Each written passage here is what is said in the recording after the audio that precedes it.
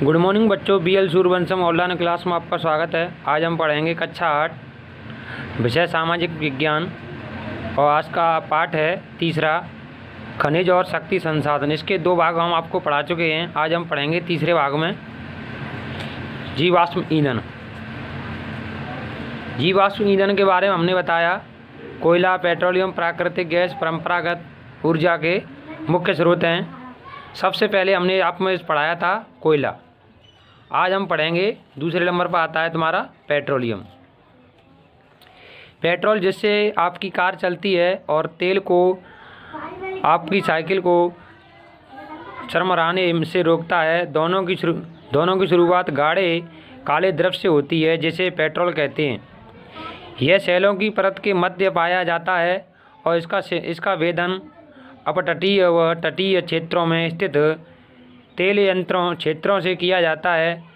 तदुपरांत इसे परिष्करणाओं भेजा जाता है जहां अवैधकृत पेट्रोलियम के प्रकरण में विभिन्न तरह के उत्पाद जैसे डीजल, पेट्रोल, मिट्टी का तेल, मोम, प्लास्टिक और स्नेहक तैयार किए जाते हैं।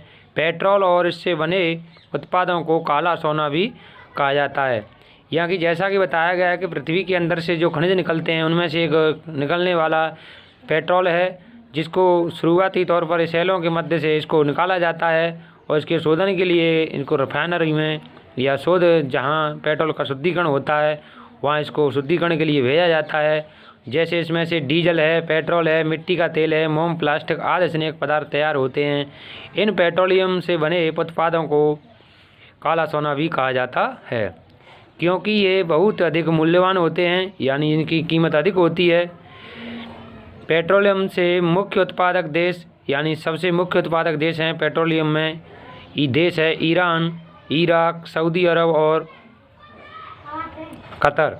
अन्य मुख्य संयुक्त राज्य अमेरिका, रूस, वेनेजुला और अल्जीरिया हैं। भारत में मुख्य उत्पादक क्षेत्र असम में डिगबोई, मुंबई में बॉम्बे हाई तथा कृष्णा और गोदावरी नदियों के डेल्टे, यानी इसके मुख्य उत्पादक जो देश हैं, सबसे पहले जो जाता है मुख्य देश आते हैं वो हैं ईरान, इराक, सऊदी अरब और कतर।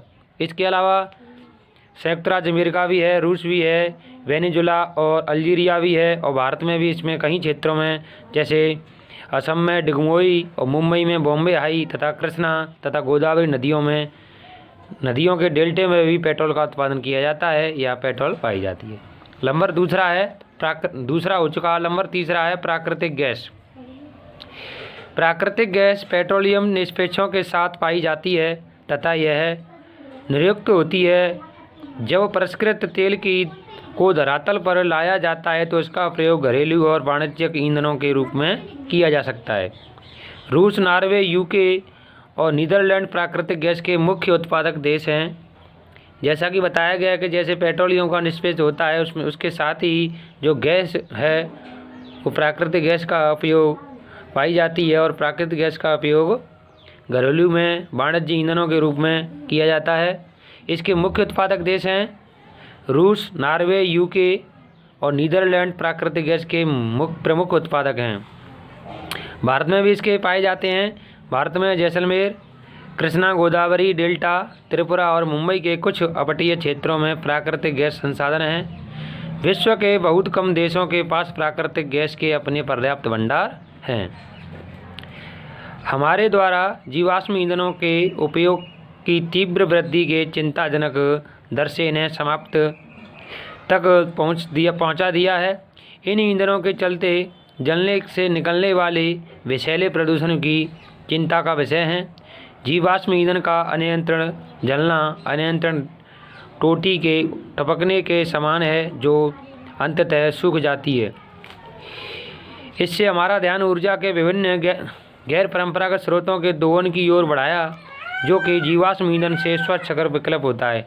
जैसा कि इसमें बताया गया है जो पेट्रोल से संबंधित जो धुआं निकलता है जलने के बाद जिसके द्वारा जो वायु प्रदूषण होती है, अन्य प्रकार की जो जहरीली गैसें वायुमंडल में जाती हैं जिससे विभिन्न प्रकार के रोग और विभिन्न प्रकार के विकार उत्पन्न हो जाते हैं। इसके आधार पर या इसके स्थान पर ऊर्जा के गैर परंपरागत स्रोतों के दोहन को बढ़ावा मिला और जीवाश्म ईंधनों के स्वच्छ कर विकल्प माना है। यानी जो ऊर्जा के गैर परंपरागत स्रोत हैं, जो जीवाश्म ईंधन है वो स्वच्छ कर विकल्प है। प्राकृतिक गैस।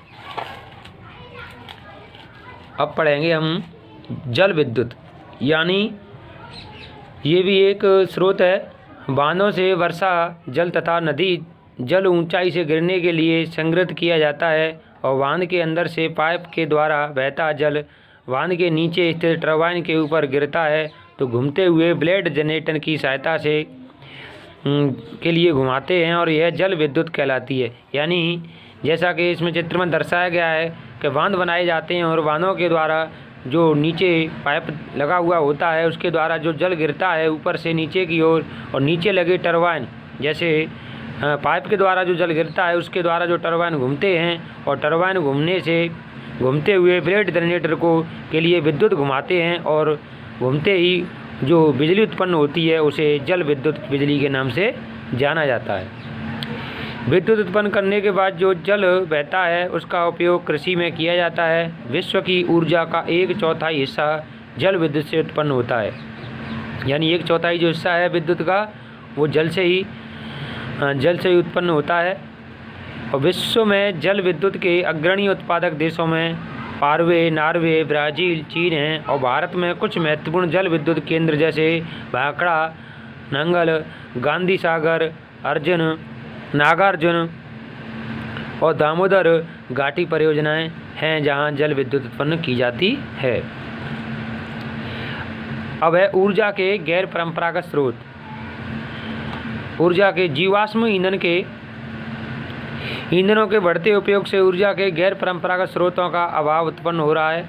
ऐसा अनुमान किया जाता है कि यदि वर्तमान दर में इसका उपयोग लगातार होता रहा तो इन ईंधनों के भंडार समाप्त हो जाएंगे और इसके अतिरिक्त इनका उपयोग पर्यावरणीय प्रदूषण में भी पैदा करता है। इसलिए गैर परंपरागत स्रोत जैसे सौर ऊर्जा, पवन ऊर्जा, ज्वारीय ऊर्जा जो कि नवकरणीय हैं और इनके उपयोग की आवश्यकता है। जैसा कि इसमें बताया गया है कि ऊर्जा के जो परंपरागत स्रोत हैं उनके द्वारा वायुमंडल जो प्रदूषण हो रहा है और इसी प्रकार होता रहा तो ये ऊर्जा के जो परंपरागत स्रोत हैं वो ख़त्म हो जाएंगे, नष्ट हो जाएंगे। तो उनकी अपेक्षा ऊर्जा के गैर परंपरागत स्रोतों का उपयोग करना आवश्यक है, ज़रूरी है। तो सबसे पहले आता है तुम्हारा सौर ऊर्जा। ऊर्जा के जो गैर परंपरागत स्रोत हैं, सूर्य की ऊष्मा और प्रकाश ऊर्जा हमारे द्वारा प्रतिदिन अनुभव की जा सकती है। सूर्य से प्राप्त सौर ऊर्जा सौर सेलों से विद्युत उत्पन्न करने के लिए प्रयोग की जाती है। इनमें कई सेलों को सौर पैनलों के तापन व प्रकाश के लिए शक्ति उत्पन्न करने के लिए जोड़ा जाता है। धूप की प्रचुरता वाले उष्ण कटिबंधीय देशों के लिए सौर ऊर्जा के उपयोग की प्रौद्योगिकी बहुत लाभदायक है। यानी जिन देशों में अधिक गर्मी पड़ती है या सूर्य की किरणें अधिक रहती हैं उन देशों में यह प्रौद्योगिकी बहुत लाभदायक है। सौर ऊर्जा उपयोग का सौर तापक, सौर कुकर, सोलर ड्रायर के साथ साथ समुदाय को रोशनी देने और यातायात संकेत में भी किया जाता है। नंबर 2 आता है आपका पवन ऊर्जा। पवन ऊर्जा का एक अविश्वमाप्य स्रोत है। पवन चक्कियों का उपयोग खनिजों को पीछने और जल निकालने के लिए चिरकाल से चला आ रहा है।